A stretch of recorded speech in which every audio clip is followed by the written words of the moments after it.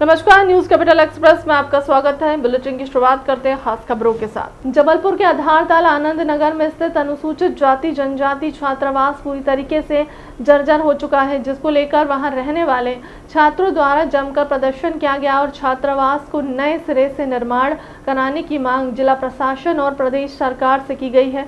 छात्रों ने मामले की सूचना कई बार अधिकारियों को दी है, पर अभी तक छात्रावास के हाल जस के तस बने हुए हैं, जिसको लेकर छात्रों में हासा उत्सव देखने को मिला है। जगह जगह छात्रावास का प्लास्टर उखड़ चुका है, वहीं गिर भी रहा है, जिसके बाद भी जिम्मेदार अधिकारी यहां झांकने को भी तैयार नहीं है। जबलपुर के आधारताल आनंद नगर अनुसूचित जाति जनजाति छात्रावास के छात्रों ने जमकर छात्रावास की बदहाली को लेकर प्रदर्शन किया। वहीं पूरा छात्रावास जर्जर स्थिति में हो चुका है।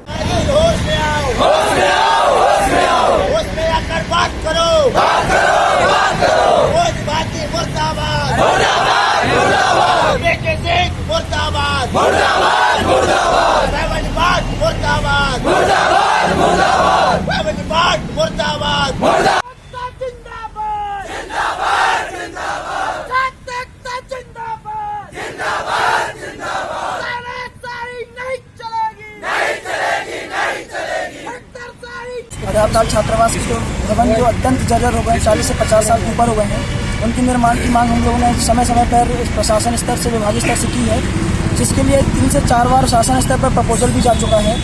और समय यहाँ तक कितना तक हुआ है कि शासन के मंत्री पीएस कमिश्नर से लेकर सब यहाँ का निरीक्षण करके गए हैं, लेकिन आज तक यहाँ के छात्रावासों के भवन की जर्जर स्थिति को नहीं सुधारा गया है।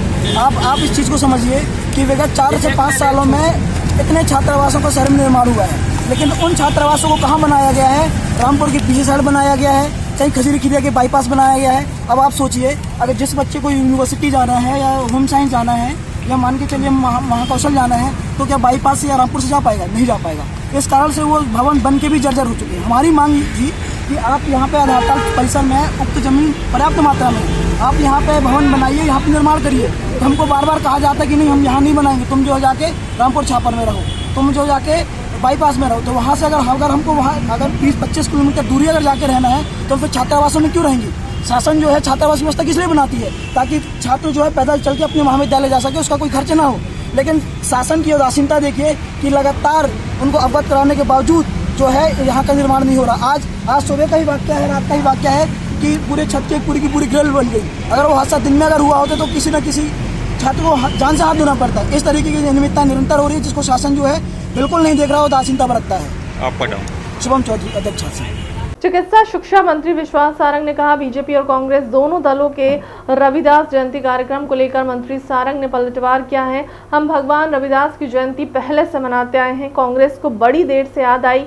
महापुरुषों के प्रति आने वाली पीढ़ी प्रेरणा से हो सके, इसी के लिए हम लगातार काम करते आए हैं। कांग्रेस हमारी नकल कर रही है या उनका कोई राजनीतिक एजेंडा है? यदि कमलनाथ को आयोजन करना ही था तो तब क्यों नहीं किया, जब वहां 15 महीने की सरकार में थे? AIMIM प्रमुख असुद्दीन ओबीसी के हिजाब वाले बयान पर कहा कि ओबीसी केवल विघटन की बात करते हैं, वो जिन्ना की तरह बात ना करे। जहां जाति धर्म के विघटन की बात नहीं चलेगी, मैं चैलेंज करता हूं कि इस मानसिकता के साथ वह अगले चुनाव में लोकसभा नहीं पहुंचेंगे। प्रदेश में पिछले 24 घंटों में 70,409 सैंपल टेस्ट किए गए हैं, जिसमें से 1760 पॉजिटिव मिले हैं। देखिए, हम तो भगवान रविदास जी की जयंती पहले से मनाते आए हैं। कांग्रेस को बहुत सालों बाद याद आई भगवान रविदास जी की, और केवल यही नहीं, हमारी सरकार तो उन सब महापुरुषों के प्रति कृतज्ञता ज्ञापित करती है। उन सब महापुरुष के प्रति आगे आने वाली पीढ़ी पूरी तरह से प्रेरणा ले सके, इसके लिए हम लगातार कार्यक्रम करते हैं। चाहे वो भगवान बिरसा मुंडा हो, चाहे टंटिया भील हो, चाहे रानी कमलापति हो, चाहे रानी अवंतीबाई हो, चाहे अहिल्या देवी हो, चाहे रविदास भगवान हो, चाहे भगवान वाल्मीकि हो। हम तो हर समय से उनके प्रति कृतज्ञता ज्ञापित करते हैं और आगे आने वाली पीढ़ी उनसे प्रेरणा ले सके, इसके लिए बड़े बड़े कार्यक्रम आयोजित करते हैं। ये अलग बात है कि कांग्रेस हमारी नकल कर रही है और कांग्रेस का ये चुनावी एजेंडा है। कांग्रेस केवल वोट बैंक की राजनीति के लिए इस तरह के कार्यक्रम करती है। यदि कमलनाथ जी को रविदास जयंती का कार्यक्रम आयोजित करना था तो 15 महीने वो सरकार में रहे, तो इस तरह के महापुरुषों के कार्यक्रम उनने आयोजित क्यों नहीं किए। हमने जब भगवान बिरसा मुंडा के प्रति कृतज्ञता ज्ञापित करने का कार्यक्रम किया तो यही कमलनाथ जी ने कहा कि हम फिजूल खर्ची कर रहे हैं। कांग्रेस की सरकार में नेहरू परिवार की महिमा मंडन होता है तो वो फिजूल खर्ची नहीं होती, पर हमारी सरकार में यदि हम हमारे भगवान, हमारे महापुरुषों के प्रति कृतज्ञता ज्ञापित करते हैं तो कांग्रेस कहती है फिजूल खर्ची है। ये कांग्रेस का चुनावी एजेंडा है, परंतु ये जनता है, सब जानती है। यदि चुनाव को मद्देनजर रखते हुए आप कुछ करते हो तो उसमें आपको सफलता कभी भी नहीं मिलती। देखिए, ये हम सबके लिए सुखद पहलू है कि कोरोना की इस महामारी में सरकार ने समाज के साथ मिलकर जो व्यवस्थाएं की उसका सुखद परिणाम हमें देखने को मिला। देश में नरेंद्र मोदी जी के नेतृत्व में इस कोरोना की महामारी की लड़ाई पूरी दृढ़ता के साथ केंद्र सरकार ने लड़ी। हमें जब जब केंद्र सरकार से जो जो चीज़ों की ज़रूरत हुई उसको समयबद्ध कार्यक्रम के माध्यम से केंद्र सरकार ने हमें उपलब्ध कराया। मोदी जी को इस बात का बहुत साधुवाद कि उन्होंने कोरोना वैक्सीन वैज्ञानिकों को प्रोत्साहित करके बनवाई और उसके साथ ही देश के नागरिकों को मुफ्त में वो वैक्सीन उपलब्ध भी कराई। और उसी का परिणाम है कि इस वेव में हमें बीमारी की गंभीरता देखने को नहीं मिली।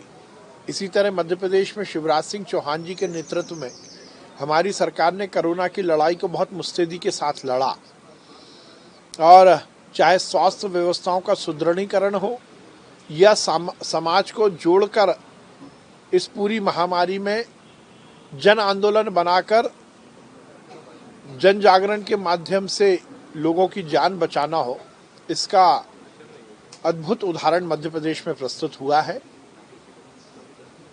इस महामारी में ये बात और स्थापित हुई है कि सरकार और समाज मिलकर यदि कोई काम करते हैं तो उसके रिजल्ट और उसके परिणाम और अच्छे आते हैं। पूर्व मंत्री कमलनाथ ओबीसी सम्मान पर कांग्रेस प्रवक्ता के मिश्रा ने कहा मंत्री विश्वास सारंग के बयान पर कांग्रेस का पलटवार। कहा कांग्रेस संत रविदास जयंती पर साल मनाती है। पिछले वर्ष भी कमलनाथ की और कांग्रेस के कई बड़े नेता संत रविदास जयंती के कार्यक्रम में शामिल हुए थे। विश्वास सारंग जी कुछ भी कहते रहे, संत रविदास जी को लेकर कांग्रेस पार्टी ने हर वर्ष उनके सम्मानार्थ समाज के साथ में कार्यक्रम किए हैं। पिछली बार भी माननीय कमलनाथ जी ने उसमें शिरकत की थी। कांग्रेस के कई लीडर उन कार्यक्रमों में हर जिलों में जाते हैं। भारतीय जनता पार्टी को जरूर चुनाव की नज़दीकियों के देखते हुए कहीं बिरसा मुंडा जी याद आते हैं, कहीं टंटिया मामू याद आते हैं। अब सरकार के स्तर पर रविदास जी की जयंती मनाने की तैयारी कर रहे हैं। हमने सुना कि आज मुख्यमंत्री जी ने सरकार के चुनिंदा अफसरों और मंत्रियों के साथ बैठक भी आज की है। तो सरकार को तो सिर्फ चुनाव के वक्त याद आती है महापुरुषों की, ऐसे तो याद नहीं करते हैं वो लोग। मध्य प्रदेश में बेरोजगारी का आलम दिन पर दिन बढ़ता जा रहा है। इसकी बानगी अब देखने को मिली है। तब कई चयनित युवक युवतियां राजधानी पहुंचकर अपनी आप बीती सुनाई। यास्मीन अपने जिले से निकलकर राजधानी के विभागों के चक्कर काटने को मजबूर हैं। यास्मीन कभी विभाग तो कभी जनप्रतिनिधियों से अपनी नियुक्ति की गुहार लगा रही हैं। यास्मीन का कहना है कि पिछले साल अक्टूबर में उनकी नियुक्ति हो जाना थी, नहीं हुई। शासन ने परीक्षा निकाली। यास्मीन के साथ कई लोगों ने उस परीक्षा में हिस्सा लिया, रैंक भी हासिल की, पर केवल नियुक्ति होना है जो आज तक नहीं मिल सकी। बल्कि विभाग से सवाल पर ऐसे बर्ताव किया जाता है मानो विभाग से भीख मांगी जा रही हो। तो यास्मीन है, मैं प्रॉपर भोपाल से हूँ। ये सब पूरे 52 जिलों से हैं। समस्या ये है कि 2018 में भर्ती का नोटिफिकेशन निकला था, 19 में एग्ज़ाम दिया था हमने। हमारा एग्ज़ाम था 3 फरवरी को। अब 2019 से हमें 5 साल तो एग्ज़ाम दिए लगभग हो ही गए हैं, रिजल्ट आके हो गया है। उसके बाद विभाग ने ये विसंगति करी है कि यूआर की पूरी सीटें खाली हैं। 2 लिस्टें बनाई थी, प्रोविजनल वेटिंग और प्रोविजनल फाइनल, जिसमें से प्रोविजनल फाइनल को ही फाइनल सिलेक्शन मान लिया और प्रोविजनल वेटिंग से एक भी कैंडिडेट को नहीं लिया है।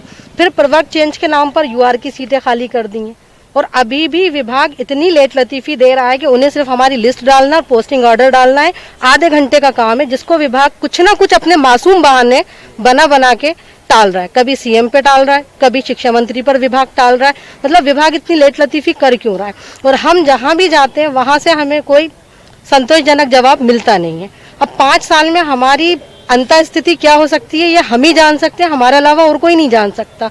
विभाग के द्वारा हमें इतना प्रताड़ित कर दिया और उसके बाद उनका बिहेवियर हमसे ऐसा है कि जैसे हम कोई एजुकेटेड बंदे नहीं है, हम राह चलते कोई बेगर है उनसे भीख मांग रहे हैं, जबकि हम अपना हक मांग रहे हैं। एग्जाम क्वालिफाइड किया है हमने, नियुक्ति हमारा हक है, क्वालिफाइड है हम, तो हमें नियुक्ति दो। और गलती आपकी है, हमारे पेमेंट का लॉस हो रहा है वो तो अलग है कि अगर आप हमें फाइनल सिलेक्शन में मान के नियुक्ति देते तो हमारी ज्वाइनिंग 5 अक्टूबर से होती। ऐसा नहीं किया, उसके बाद भी विभाग अपनी गलती ना मानते हमें फाइनल वेटिंग में बिठाया हुआ है। अभी भी लगभग 12 से 14 हज़ार कैंडिडेट जो है बाकी हैं। जब 2018 में वैकेंसी आई थी तो 30,600 पदों पर भर्ती प्रक्रिया स्टार्ट हुई थी। उसमें 12,043 पदों पर अभी स्कूल शिक्षा विभाग ने ज्वाइनिंग दी है और लगभग 3 से 4 हज़ार पदों पर ट्राइबल विभाग ने दी है। लगभग अभी भी 14,000 पद हमारे बाकी है। और जब काउंसलिंग प्रक्रिया इन्होंने शुरू की थी उस समय 2 सूचियां बनाई थी, प्रोविजनल सिलेक्शन सूची और प्रोविजनल वेटिंग सूची। और ये दोनों सूचियां सिर्फ डॉक्यूमेंट वेरिफिकेशन के लिए बनाई गई थी, ना कि कोई फाइनल चयन सूची। और जब डॉक्यूमेंट्स वेरिफिकेशन हुआ था उसके बाद दोनों सूचियों को मिलाकर के फाइनल चयन सूची बनती और फाइनल प्रतीक्षा सूची बनती। लेकिन इन्होंने जो प्रोविजनल सिलेक्शन सूची थी उसी को ही फाइनल चयन सूची मान लिया और उसी के ही स्कूल अलॉटमेंट जारी कर दिए। अब स्कूल शिक्षा विभाग की मैं बात करूं तो 20,600 पदों पर काउंसलिंग हुई थी, उसमें से इन्होंने 12,043 पदों पर अभी ज्वाइनिंग दी है। 8,600 पद अभी भी बाकी है, उनको लेना था प्रोविजनल वेटिंग से, लेकिन इन्होंने नहीं लिया और उसको जो है अभी भी हम लोग नियुक्ति के लिए दर दर भटक रहे हैं। विभाग हमसे कह रहा है, कभी कह रहा है कि हमने तो भर्ती प्रक्रिया पूर्ण कर दी है। लगभग सर अभी भी 8,500 पद खाली है हमारे और हम लोग एलिजिबल है, हमारा वेरिफिकेशन वगैरह सब कुछ हो गया।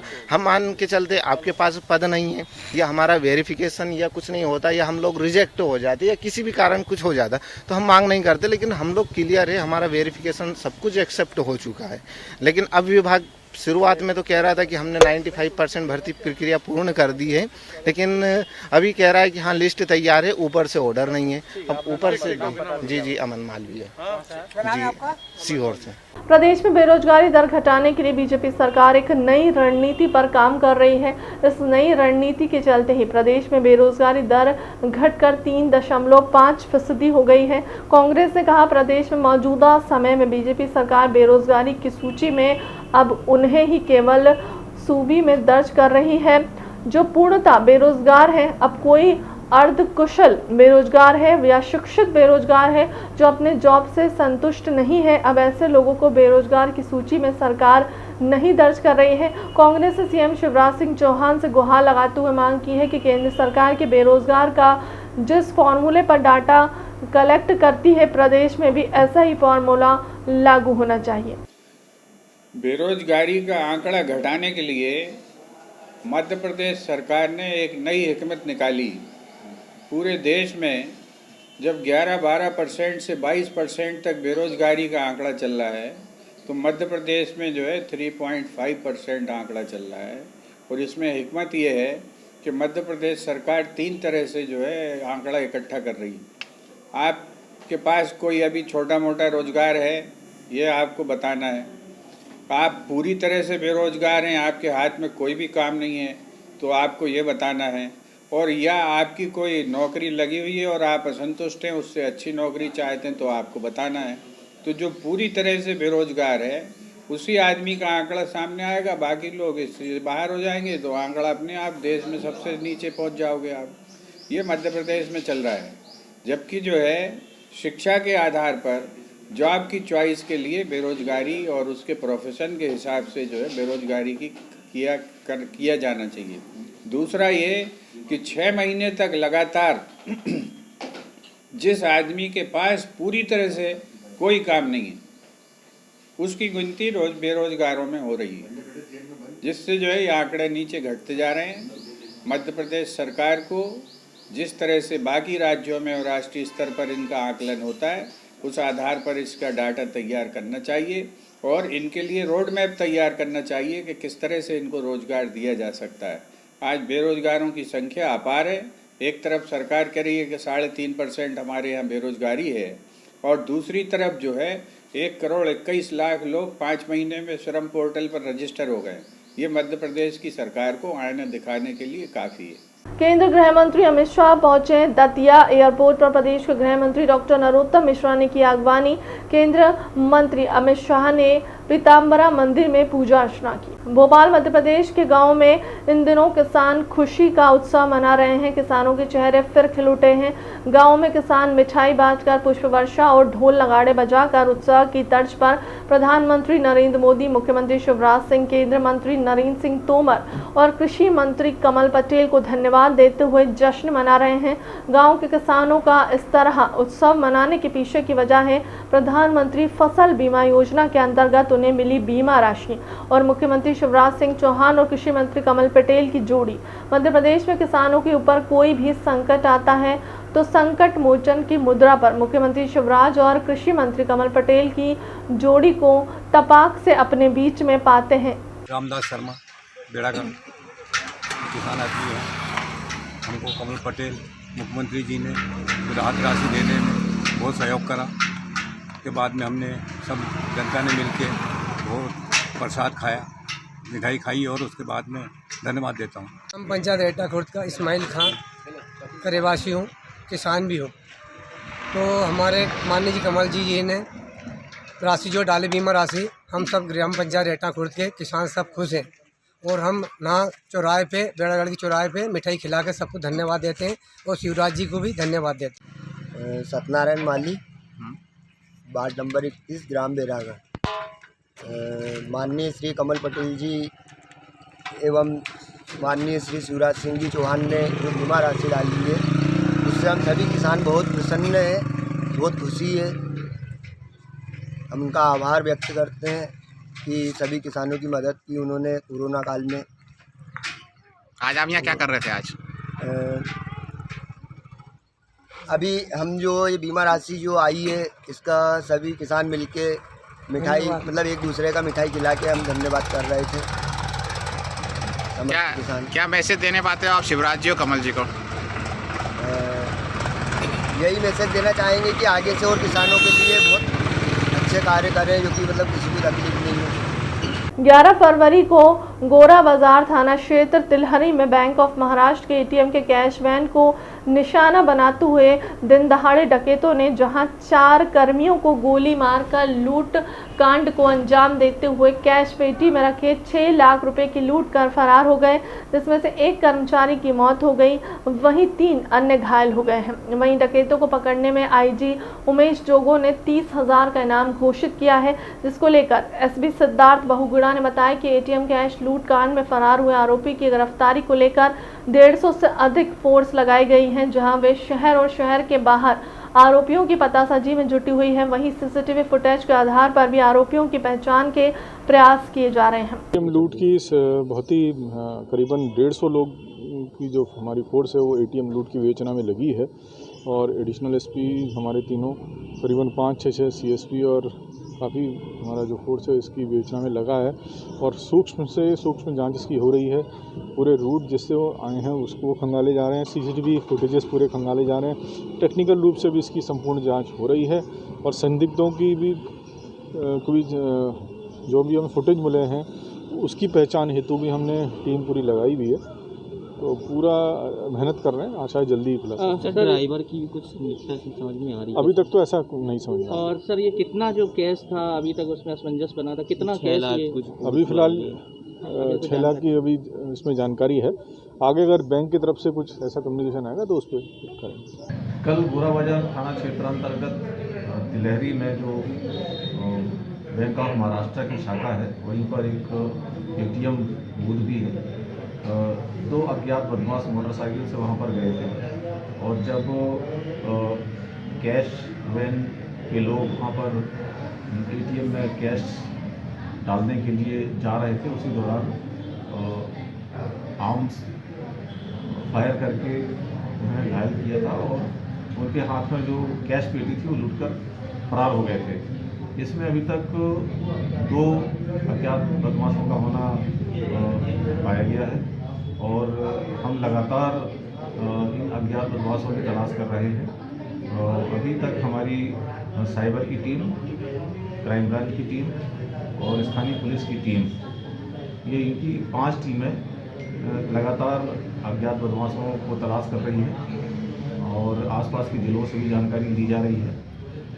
पुलिस अधीक्षक महोदय के द्वारा इन अज्ञात बदमाशों को पकड़ने या उनकी सूचना देने के लिए 10,000 रुपये का इनाम भी घोषित किया गया है और हम लगातार इस प्रयास में हैं कि जितनी जल्दी हो सके इस लूटकांड का पर्दाफाश हो सके। सर, जिस तरह से पूरी वारदात हुई है, क्या लगता है इसमें 2 ही लोग शामिल थे और भी लोगों के शामिल होने की उम्मीद है पुलिस को? अभी 2 ही लोग एक्टिवली सामने आए हैं और संभव है कि और भी लोग इसमें शामिल हों। दूसरी बात, जो वाहन का उपयोग किया गया उसके बारे में, उसके संबंध में कोई लोकल स्तर पर कोई छानबीन हुई है क्या? उनके द्वारा मोटरसाइकिल का उपयोग किया गया है, इसके संबंध में जानकारी ली जा रही है और अभी स्पष्ट नहीं हो पाया है, किंतु मोटरसाइकिल ही यूज़ किया गया है। जो घायल हुए हैं, घायलों के भी पुलिस ने बयान दर्ज किए होंगे, क्या उनसे कुछ सुराग हासिल हुआ है, क्या कुछ चीज़ पता चली? उनसे, उनके द्वारा अभी चूँकि वो हॉस्पिटलाइज्ड है, जो उनसे बहुत ज़्यादा भी बात नहीं हो पाई है और इसके अलावा जो आसपास के लोग हैं, अन्य जो देखने वाले लोग हैं, आई विटनेस हैं, उनसे जानकारी ली गई है और इसके साथ ही साथ टेक्निकल जानकारी के आधार पर, साइबर की जानकारी के आधार पर हम लगातार उन्हें ट्रेस करने का प्रयास कर रहे हैं। फिलहाल के अब तक की खबरों में इतना ही। देश दुनिया की तमाम बड़ी खबरों के लिए बने रहें न्यूज़ कैपिटल एक्सप्रेस के साथ। नमस्कार।